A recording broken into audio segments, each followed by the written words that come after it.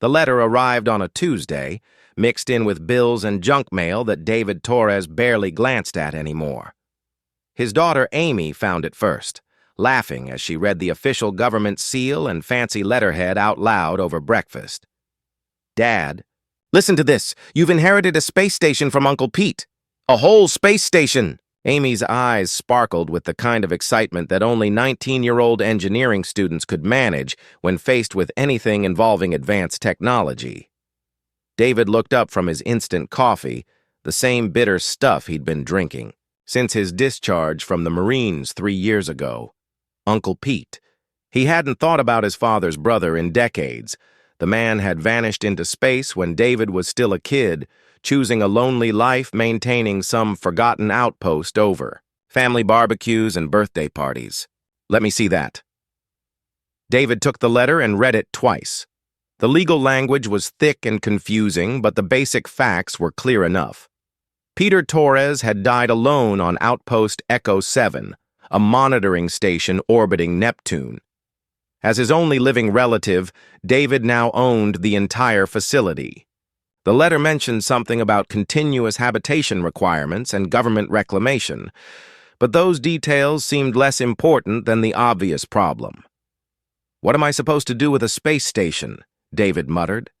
"I can barely afford to keep this apartment." Amy bounced in her chair, already pulling up information on her tablet. "Are you kidding? Do you know how much those old stations are worth? Even as scrap metal, we're talking serious money. And look at this. Echo 7 was built during the expansion boom. Those facilities were over-engineered for everything." David studied the attached documents. Outpost Echo 7 sat in Neptune's orbit, officially listed as a deep space monitoring station. The records showed 40 years of routine operations with Peter Torres as the sole operator. 40 years alone in the dark. David couldn't imagine choosing that kind of isolation, especially after what he'd seen in the war. "The lawyer says we need to visit the station within 30 days or ownership reverts to the Terran Colonial Authority," Amy continued, reading over his shoulder. "Dad, we have to go check it out. When will we ever get another chance to own something in space?" "We don't own it yet, and space travel costs money we don't have." David folded the letter and set it aside. "Besides, your uncle was always strange. There's probably nothing valuable out there except 40 years of accumulated junk." But Amy wasn't giving up that easily. She spent the rest of the day researching everything she could find about Echo 7 and the Torres family history. By evening, she'd constructed an argument that would make her debate team proud. "Uncle Pete wasn't just some hermit," she announced over dinner. "He was a decorated engineer before he took that posting. And look at these supply records. The government was shipping him materials for decades, way more than one person would need for basic maintenance." David looked at the shipping manifests Amy had somehow obtained. She was right. The supply runs to Echo 7 showed regular deliveries of advanced components, rare metals, and equipment that seemed excessive for a simple monitoring station. "Maybe he was running some kind of research project," Amy suggested. "Or maybe the station is bigger than the official records show. Dad, we could be sitting on a gold mine, and we're just going to let the government take it back?" The financial argument was hard to ignore. David's pension barely covered their basic expenses, and Amy's college loans were a constant worry. If Echo 7 had any salvageable technology or materials, they could solve their money problems and secure Amy's future. 3 weeks later, they stood in the passenger compartment of a government transport ship, watching Neptune grow larger through the small porthole. The journey had cost most of David's savings, but Amy had convinced him it was an investment. The transport captain, a friendly woman named Rodriguez, had been making supply runs to Echo 7 for 15 years. "Your uncle was a good man," Rodriguez told them as Neptune filled the view. "Quiet but always polite when we made deliveries. He never asked for much, just his supplies and news from Earth. I always wondered why he stayed out here so long." "What did he do all day?" Amy asked. 40 years on one station seems like a long time." Rodriguez shrugged. "Monitor deep space, signals, maintain the equipment, file his reports, Standard stuff for a remote station. Though I always thought Echo 7 seemed bigger than it needed to be for just one person. When Echo 7 finally came into view, David had to admit it was impressive. The station stretched across several kilometers, with multiple habitat rings, communication arrays, and what looked like substantial industrial sections. This wasn't the small monitoring post he'd expected. That's a lot bigger than the official. "Specs," Amy whispered, pressing her face to the porthole. Docking was smooth, and Rodriguez wished them luck as they transferred their minimal gear to the station's airlock. The transport would return in 1 week to collect them, giving them just enough time to survey their inheritance and make decisions about its future. The moment they stepped inside Echo 7, David knew something was unusual. The station was clean, well-maintained, and clearly much more complex than any monitoring post needed to be. The corridors were wide enough for heavy equipment transport, and the architecture suggested multiple purposes beyond simple observation duties. "Dad, look at these power readings," Amy called from a wall console. Her engineering training made her naturally drawn to the technical systems. "This station is running on maybe 10% capacity. There's enough power generation here to supply a small city." They spent the first day exploring the obvious sections: living quarters, basic facilities, communication centers, and what appeared to be standard monitoring equipment. Everything was functional but seemed almost deliberately simple, as if designed to hide the station's true capabilities. Uncle Pete's personal quarters were neat and sparse, with few hints about the man who'd spent 4 decades alone in space. There were some old photographs of Earth, technical manuals, and a collection of music from Pete's youth. But there were also encrypted data storage devices and access cards for sections of the station they hadn't found yet. "He lived like a monk," David observed, looking through Pete's few possessions. "Or like someone with a job to do," Amy replied, studying one of the access cards. "Dad, these cards are coded for sections that aren't on any of the station schematics we have. There are whole parts of Echo 7 that officially don't exist." On their second day, Amy's curiosity led her to the lower levels with her portable scanner, searching for the power sources that were generating so much more electricity than the station appeared to use. The readings led her to what seemed like a dead end near the industrial section. "David, you need to see this," Amy called over the comm system. "I'm reading massive energy signatures through this bulkhead, but according to the station plans, this should be empty space." David joined her in the narrow maintenance corridor, where Amy was running her scanner across what looked like a standard wall panel. The device was showing readings that made no sense. Huge amounts of stored energy and active systems just beyond. The barrier.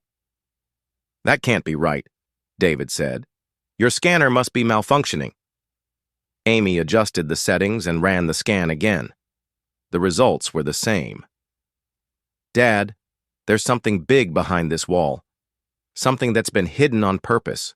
They spent an hour searching for access panels or hidden switches before Amy noticed that one of Uncle Pete's access cards caused a small indicator light to activate near the wall.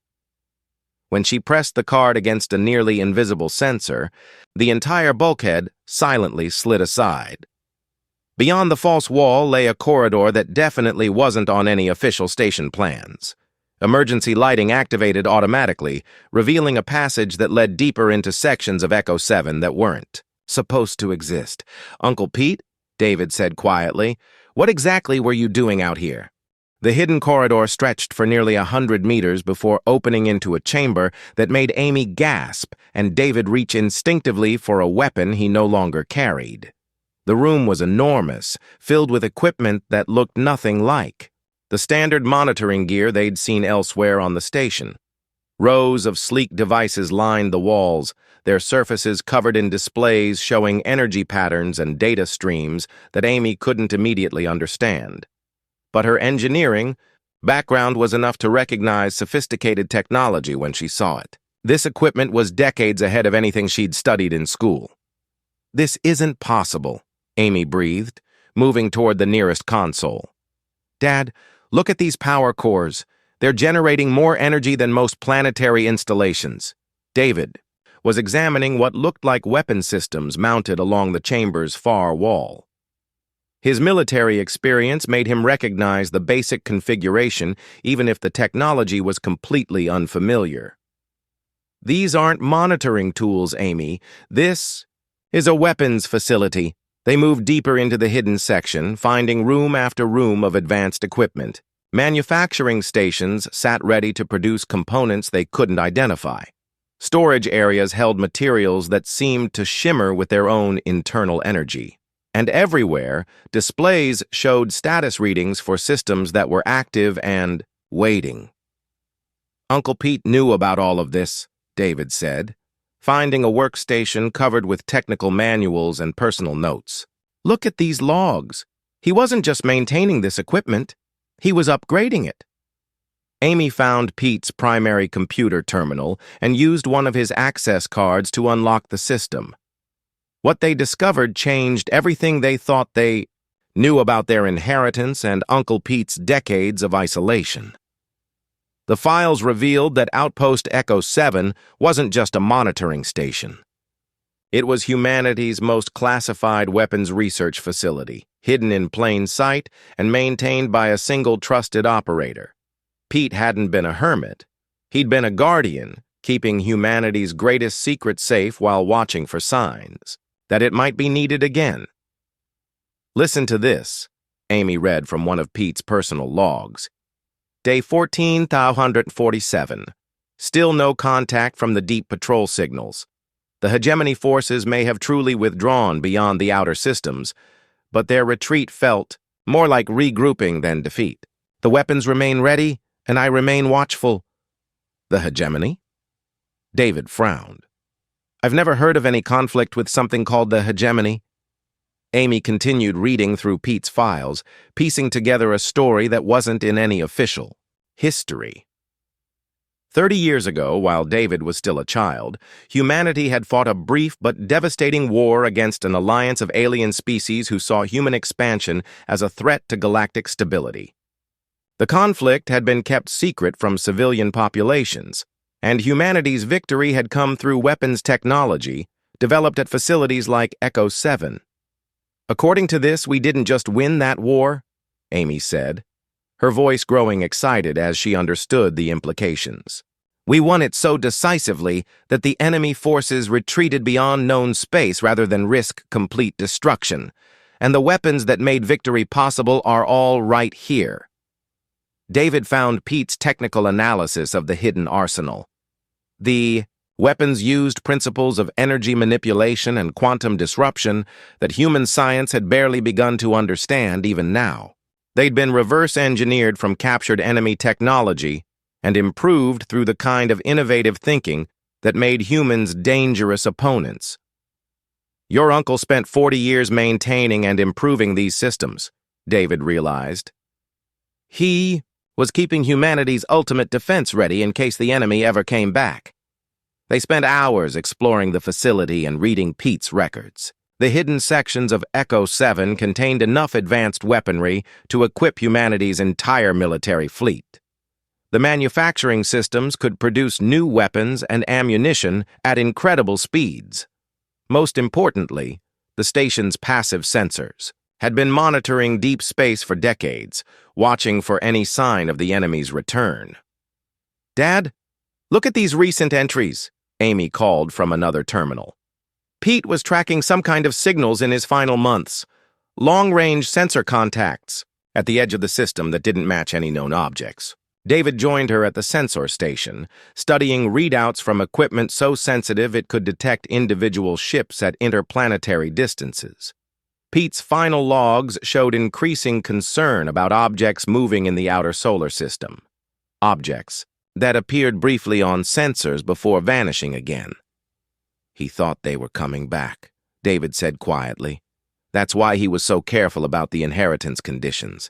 He needed someone to take over who could activate these systems if necessary." Amy was already interfacing with the station's main computer, her natural talent with technology allowing her to understand the complex systems faster than seemed possible. "Dad, I can access the manufacturing controls.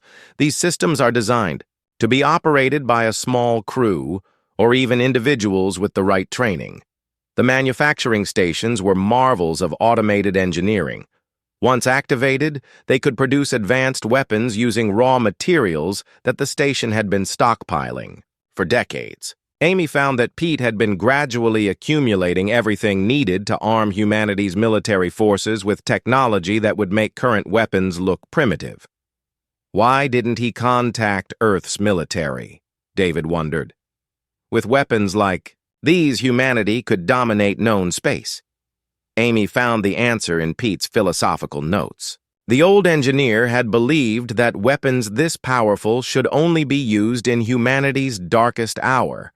Giving them to politicians and generals during peacetime would inevitably lead to aggression and conquest that would make humanity no better than the enemies they'd defeated. He was waiting for proof that the threat had returned, Amy understood. Only then would he activate the full arsenal and contact Earth's authorities. As they worked through Pete's files, both father and daughter began to understand the enormous responsibility they'd inherited. This wasn't just an abandoned space station. It was humanity's insurance policy against extinction, maintained by one man's dedication to protecting his species' future. The legal requirements make sense now, David realized. Continuous habitation by blood relatives ensures that someone Pete trusted would be here when needed. He chose our family because he knew we'd understand duty and sacrifice. Amy was studying the weapon specifications, her engineering mind fascinated by technology. That seemed almost magical. Dad, these energy weapons could disable entire fleets without destroying them. The quantum disruptors could prevent enemy ships from using their own advanced systems. Humanity developed defensive technology that turns enemy advantages against them. The deeper they delved into Pete's work, the more they appreciated both his genius and his dedication. He'd spent 40 years not just maintaining the weapons, but improving them. His modifications had made the already advanced systems even more effective, incorporating decades of human innovation and creativity. He was preparing for war, David said, but hoping it would never come. Late in their exploration, Amy discovered Pete's most recent sensor logs. In his final weeks, he'd detected multiple large objects moving through the outer solar system. The sensor signatures matched profiles from the original war, but in much greater numbers than had been encountered 30 years ago. Dad, Amy said, her voice tight with sudden understanding, I don't think Uncle Pete died of natural causes. I think he saw something that made him realize the enemy was coming back, and he made sure we'd inherit the station in time to use what he'd built. David studied the final entries in Pete's logs. The old man had been increasingly active in his last days, running diagnostics on all weapon systems and preparing activation sequences for rapid deployment. His final entry was dated just 3 days before his death and consisted of a single line that made David's blood run cold. "They're coming home," Amy read aloud. "Whatever that means, Uncle Pete believed our inheritance wasn't just a gift, it was humanity's last hope." As they stood in the hidden arsenal, surrounded by weapons that could reshape the balance of power in known space, both David and Amy felt the weight of their uncle's 40-year vigil settling on their shoulders. They were no longer just surprised, heirs to an unexpected inheritance. They were guardians of humanity's ultimate defense, and the sensors that had kept Pete awake for 4 decades were still watching the darkness between the stars. Amy hadn't slept properly in 3 days. Every time she closed her eyes, she saw the sensor readings that had appeared on Echo 7's hidden monitoring systems. Objects were moving through the outer solar system, following trajectories that suggested intelligence and purpose rather than natural phenomena. "Show me the readings again," David said, joining Amy at the sensor station where she'd been working since before dawn. Amy brought up the display that had been haunting her thoughts.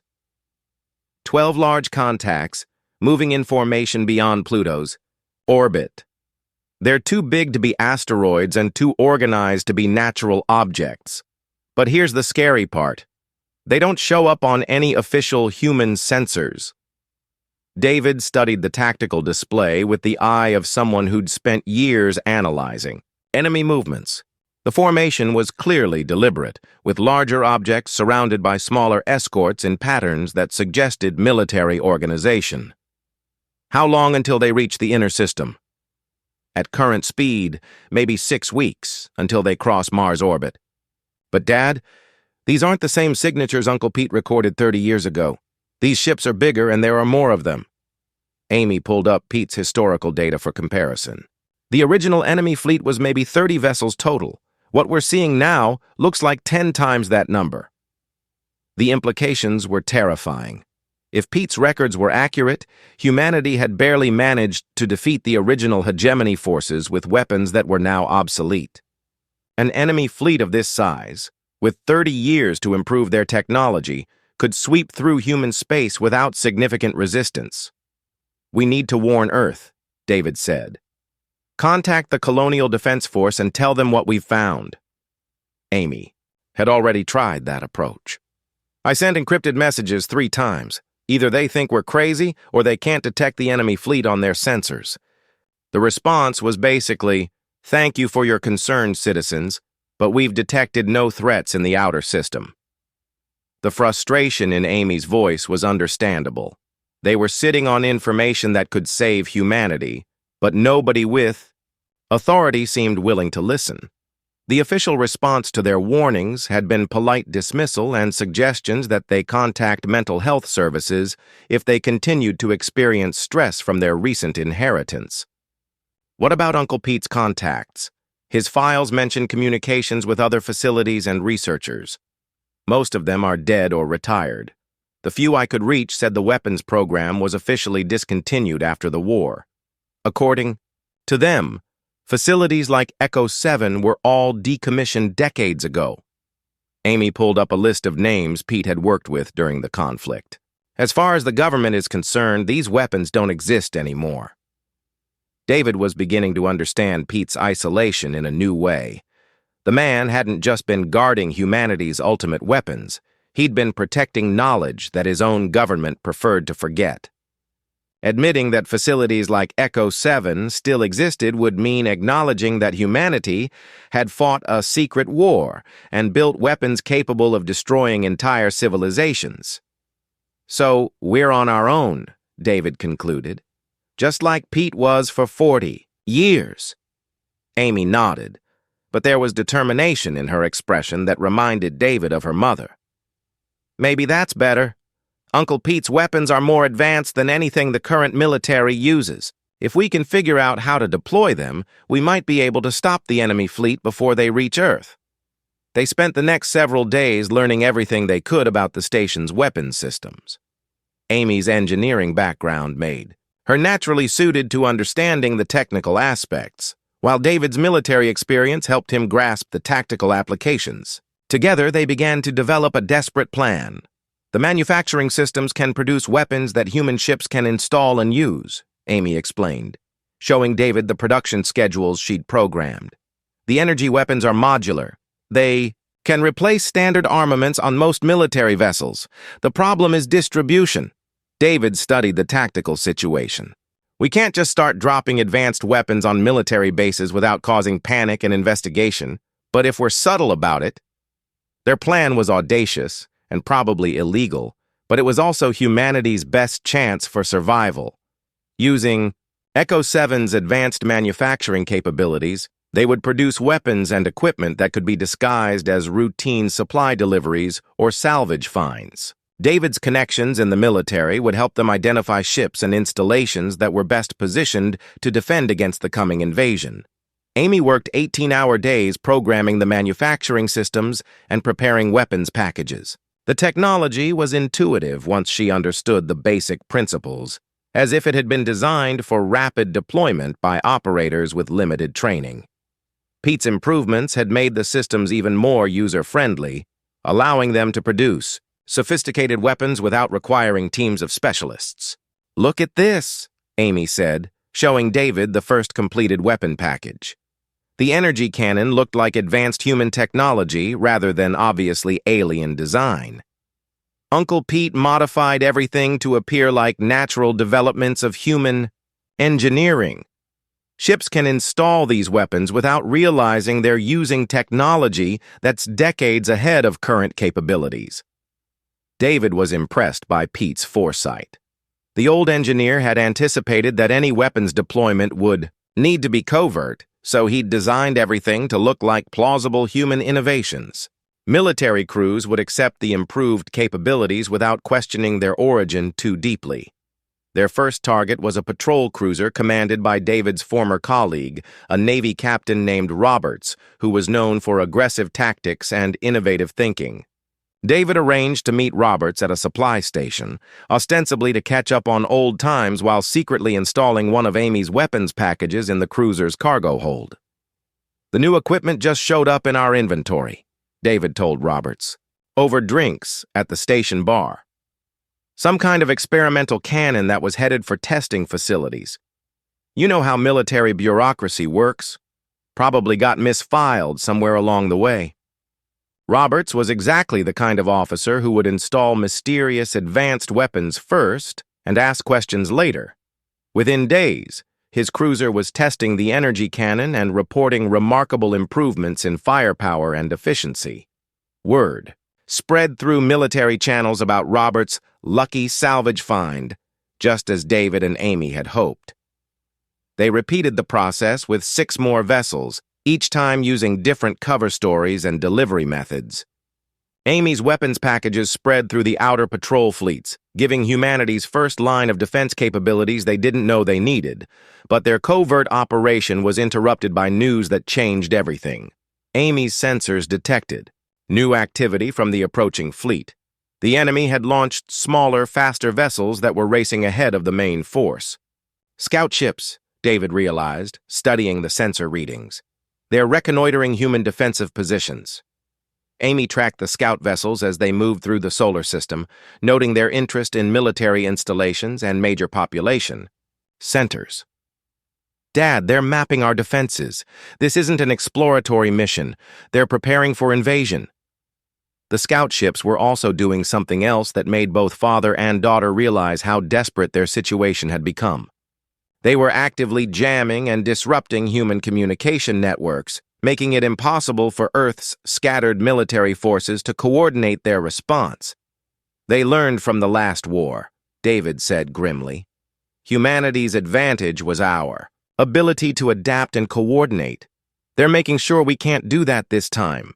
Amy watched the tactical display as more scout ships spread through human space, each one methodically cataloging defenses and identifying high-value targets. "The main fleet will arrive expecting no organized resistance. They think they can defeat humanity before we even realize we're under attack." The enemy strategy was terrifyingly effective. Human military commanders were reporting communication difficulties and sensor malfunctions, but they attributed these problems to equipment failures rather than enemy action. By the time anyone realized the truth, it would be too late to mount an effective defense. "We can't warn them," David said, watching the enemy scouts complete their reconnaissance missions. "But we can prepare to hurt them." Amy was already modifying their weapons production to focus on the most devastating anti-ship systems Pete had developed. "The main fleet will arrive expecting to face the same human technology they fought 30 years ago. Instead, they're going to encounter weapons that can disable their most advanced systems." As the enemy scouts began their journey back to the main fleet, David and Amy prepared for the greatest challenge of their lives. They were 2 people with a secret weapons facility, standing against an invasion force that could destroy human civilization. But they had Uncle Pete's 40 years of preparation and the kind of stubborn determination that made humans dangerous opponents. "They think they know how humans fight," Amy said, watching the scout ships disappear beyond sensor range. "They're about to learn that we've gotten much better at it." The emergency alarm that woke David from his 3 hours of sleep wasn't coming from Echo 7 systems. Amy had rigged their hidden sensors to monitor all human communication channels, and something had triggered the automated warning protocols she'd programmed. "Dad, they're here!" Amy called from the main sensor station, her voice tight with exhaustion and adrenaline. "The main fleet just entered the outer system, and they're not wasting time with subtle approaches." David joined her at the displays, immediately recognizing the tactical situation from his military experience. The enemy fleet had dropped out of faster-than-light travel in perfect attack formation, with their largest vessels positioned to strike at Earth while smaller ships moved to cut off escape routes and reinforce positions. "How many ships?" David asked, though he could already see the answer was worse than their worst estimates. "Over 400 vessels, ranging from destroyer class up to something the size of a small moon," Amy reported. "And Dad, they're using some kind of stealth technology. Human sensors are only detecting about half of the actual fleet. The enemy's 30 years of preparation showed in every aspect of their approach. They'd learned from their previous defeat, arriving with overwhelming force and technology designed to counter human advantages. Their formation suggested they intended to end the war quickly, before humanity could adapt or coordinate an effective response." "What's the status of our weapons deliveries?" David asked, moving to check on the vessels they'd secretly equipped over the past few weeks. Amy pulled up a tactical overlay showing human military positions. 18 ships now have our weapons packages scattered across the outer patrol routes. But Dad, even with Pete's technology, 18 ships can't stop a fleet this size." David studied the enemy's approach vectors and realized their strategy was even more devastating than simple, overwhelming force. "They're not just planning to defeat our military. Look at these trajectories. They're going to bypass most of our defenses and strike directly at population centers."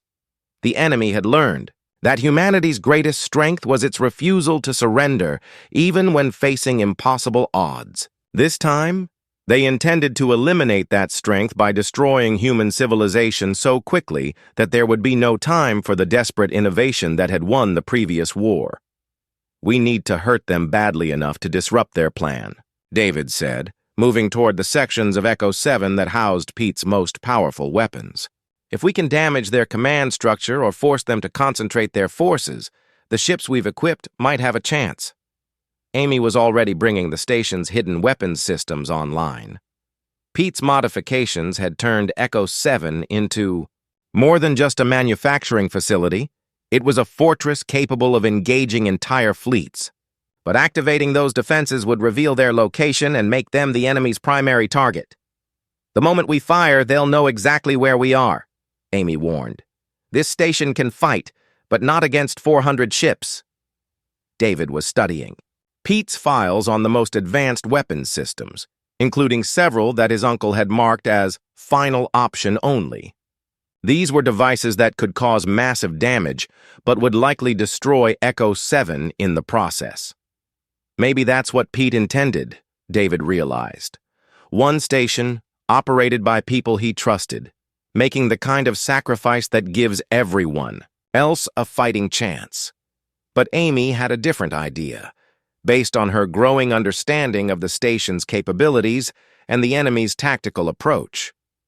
"Dad, what if we don't try to fight the entire fleet? What if we focus on disrupting their coordination and then disappear before they can respond?" She showed David her analysis of the enemy formation. The fleet was organized around several massive command vessels that were coordinating the attack through sophisticated communication networks.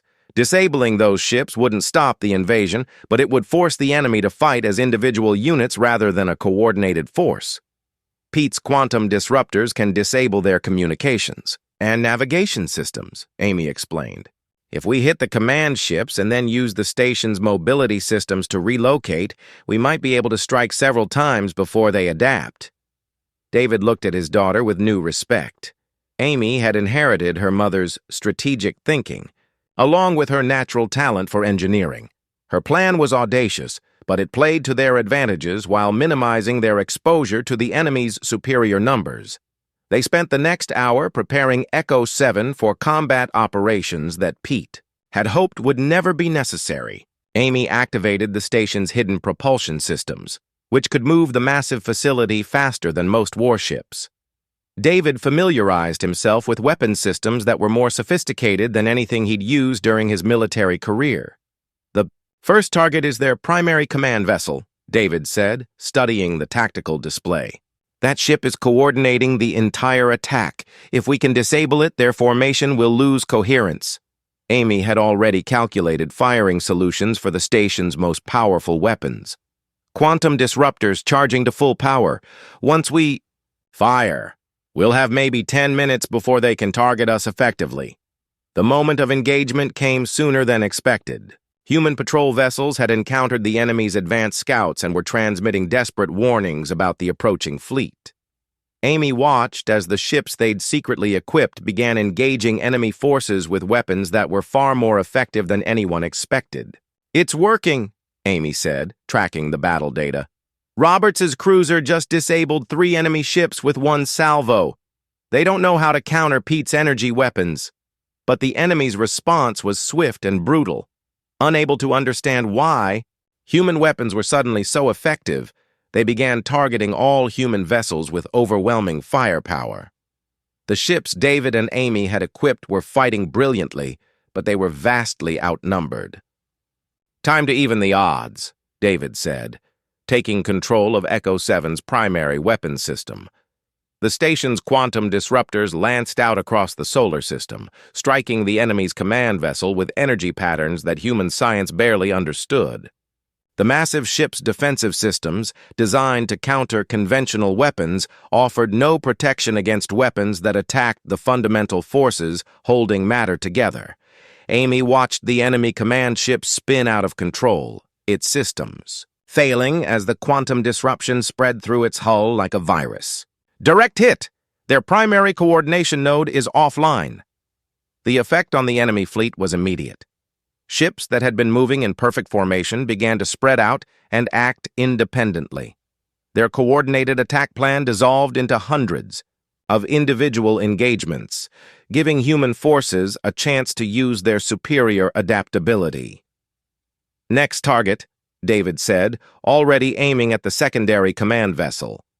But the enemy had learned from the first attack. As Echo 7's weapons charged for a second strike, enemy ships throughout the system began converging on their position. The station's location was no longer secret. 87 enemy ships closing on our position, Amy reported, her hands flying over the controls as she prepared the station's mobility systems. "We need to move now." Echo 7's hidden propulsion systems activated with power that pressed both father and daughter against their acceleration couches. The station, despite its massive size, moved like a fighter craft, dodging enemy fire while Amy calculated their next strike position. "The third command vessel is trying to restore fleet coordination," David observed. "If we can take it out, their entire attack formation will collapse into chaos." Amy was monitoring the battle throughout the solar system while simultaneously piloting the station through enemy fire. Her engineering skills allowed her to push Echo 7's systems beyond their design specifications, making the massive facility perform maneuvers that should have been impossible. "Got it," Amy said, bringing the station into position for David's third attack. "But Dad, after this shot, we're going to have the entire enemy fleet focused on us." David's third strike was perfect, disabling the final command vessel and leaving the enemy fleet without central coordination. The invasion force, which had arrived with overwhelming superiority, was now fighting as hundreds of individual units against human forces that were proving far more capable than expected. "The ships we equipped are holding their own," Amy reported, with satisfaction. "Without central coordination, the enemy can't concentrate their forces effectively." But their success had made Echo 7 the enemy's primary target. Nearly 200 ships were converging on the station, bringing firepower that could destroy small planets. "Time for Pete's final option," David said, moving toward the controls for weapon systems that his uncle had hoped would never be needed. Amy looked at her father with understanding and pride. They had accomplished what they'd set out to do, disrupting the enemy's coordinated attack and giving humanity a fighting chance. Now it was time for the kind of sacrifice that made humans dangerous opponents even when facing impossible odds. "Dad," Amy said quietly, "it's been an honor serving with you." David smiled at his daughter, seeing in her the future of humanity that they were fighting to protect. The honor has been mine, Amy. Pete would be proud of what we've accomplished. As enemy ships closed in on Echo 7 from all directions, father and daughter prepared to make their final stand, knowing that their sacrifice would give humanity the chance to survive and eventually triumph over any enemy foolish enough to underestimate human determination. Amy's fingers moved across the control systems with desperate precision as enemy fire hammered against Echo 7's defensive shields. The station shuddered under impacts that would have vaporized smaller vessels, but Pete's engineering had built the facility to survive exactly this kind of assault. Shield generators at 60% and dropping, Amy reported, her voice steady despite the chaos around them. But Dad, I've got an idea that might be crazy enough to work. David was preparing to activate Pete's most devastating weapon, a device that would destroy everything within 1,000 kilometers, including Echo 7 itself. But he paused when he heard the tone in Amy's voice, the same excitement she'd shown when solving impossible engineering problems. Instead of destroying ourselves to hurt them, what if we use their own tactics against them? Amy was already reprogramming the station's systems, her engineering intuition, finding possibilities that Pete's original designs had never considered. David looked at the tactical display, where nearly 200 enemy ships were closing in perfect attack formation. What are you thinking? They're using their numbers as an advantage, concentrating firepower to overwhelm our defenses, Amy explained, her hands flying over controls that were adapting to her modifications in real time. But what if we turn that concentration into a weakness? Amy had discovered something in Pete's files that even her uncle hadn't fully understood. The quantum disruptors weren't just weapons. They were tools that could manipulate the fundamental forces of space itself. Instead of using them to destroy enemy ships, she could use them to create cascading effects that would turn the enemy's own formation against them. I can create quantum resonance patterns between their ships, Amy said, showing David her calculations. Their close formation means any disruption will spread from vessel to vessel like a chain reaction. The concept was brilliant and completely insane. Instead of fighting the enemy fleet ship by ship, Amy wanted to turn their entire formation into a single target that would destroy itself through quantum entanglement. The risk is that if we miscalculate, the resonance could spread to our own ships, Amy admitted. But Dad, if this works, we could disable their entire fleet with a single coordinated strike. David watched enemy fire intensify against their shields while Amy worked to implement her plan.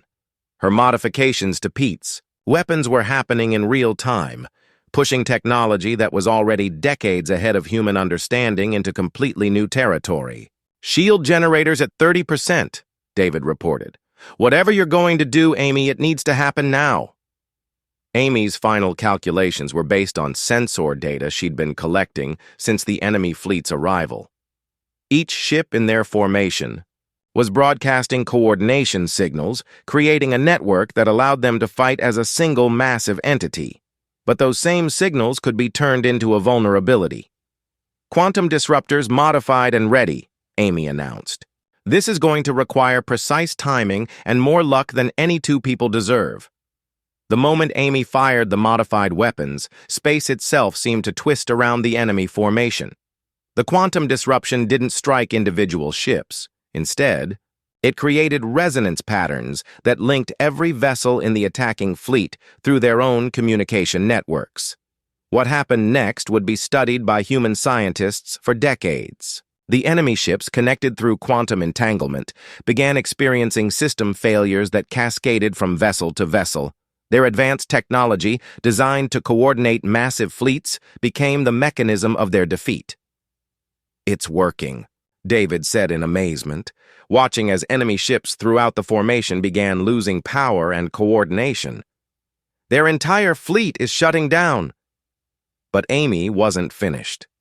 While the enemy fleet struggled with cascading system failures, she was implementing the second part of her plan. Using Echo 7's manufacturing systems, she began producing specialized transmission devices that could spread her quantum disruption patterns to any ships not affected by the initial strike.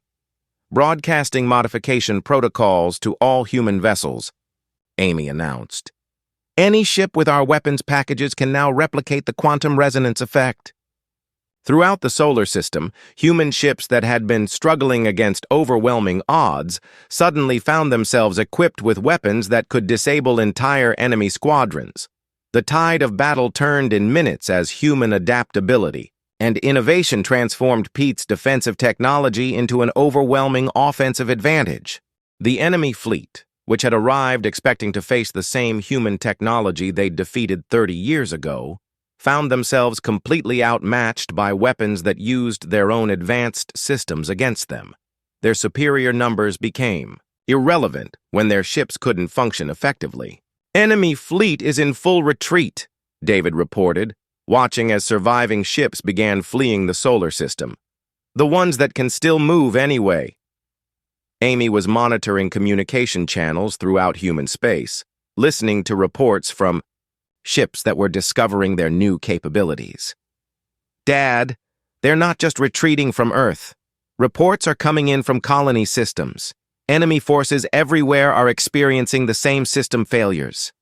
The quantum resonance effect was spreading beyond the immediate battle, carried by the enemy's own communication networks to fleets throughout known space.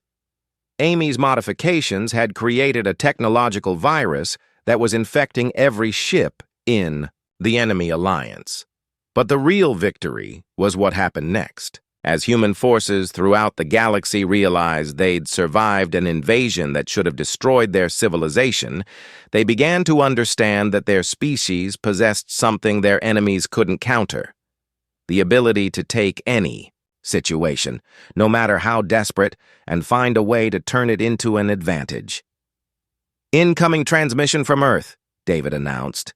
"Looks like the Colonial Defense Force wants to know what happened out here." Amy smiled as she prepared to explain to humanity's leadership that their species had just demonstrated why every other civilization in the galaxy should think very carefully before threatening human territory. "I think Uncle Pete would be proud of what we accomplished." The conversation with Earth's military commanders was awkward at first. Neither David nor Amy were officially part of any command structure, yet they had somehow defeated an invasion force that threatened human civilization. The existence of Echo 7's weapons had to be acknowledged, but carefully, to avoid panic about secret military facilities. Over the following days, as the full scope of the victory became clear, David and Amy found themselves at the center of humanity's transformation from a threatened species to the most respected military power in known space. The weapons they'd distributed were being mass-produced and installed on ships throughout human territory. "The funny thing is," Amy said, working on improvements to Pete's technology that were already making it even more effective, "we didn't just win a war. We proved that humans can take anyone's best technology and make it better." Reports were coming in from across the galaxy about other species' reactions to humanity's victory. The enemy alliance had dissolved as member species scrambled to avoid association with the failed invasion. But more importantly, neutral civilizations were reaching out to establish diplomatic relations with humanity. "They're not approaching us as potential threats anymore," David observed, reading diplomatic communications. "They want to be our allies before we decide they're enemies." Amy had become the unofficial coordinator of humanity's new defensive network, working with engineers and scientists throughout human space to improve and expand the weapon systems Pete had spent 40 years developing. Her modifications were being incorporated into everything from personal weapons to planetary defense grids. "Uncle Pete designed these weapons to protect humanity," Amy said, watching as the latest production reports showed human technology spreading to every corner of known space. "But what we've really done is proven that humans are the species you want as friends, not enemies." The transformation was remarkable. Within months of the invasion, humanity had gone from being a minor power struggling to maintain its colonies to being the civilization that everyone else approached with a combination of respect and careful diplomacy. David, meanwhile, had been recruited to train military commanders in the tactical applications of quantum warfare. His experience during the battle at Echo 7 made him one of the few people who understood how to fight with weapons that could reshape the nature of space. Combat. The best part, David told Amy as they watched human ships equipped with their technology patrol the outer system, is that we didn't become conquerors. We became protectors. The enemy's final mistake had been assuming that humans would use their victory to dominate other species. Instead, humanity had used their technological advantage to establish a defensive network that protected not just human space, but any civilization willing to cooperate peacefully. Pete spent 40 years preparing for this war, Amy said, looking out at the stars that were now protected by human technology and determination. But I think what he really prepared us for was peace. The inheritance that had seemed like cosmic junk had become the foundation of humanity's emergence as the galaxy's most powerful civilization. But more than that, it had proven that humans possessed something that made them impossible to defeat: the ability to find hope and opportunity in any situation, no matter how desperate it seemed. As father and daughter continued their work at Echo 7, now openly acknowledged as humanity's primary research facility, they knew that Uncle Pete's 40-year vigil had accomplished something beyond his wildest dreams. Humanity was no longer just another species struggling to survive in a dangerous galaxy. They had become the civilization that others looked to for protection and leadership. And somewhere in the vast network of human space, other facilities like Echo 7 were being built and staffed by people who understood that humanity's greatest strength wasn't their technology or their weapons. It was their refusal to give up, no matter what the universe threw at them.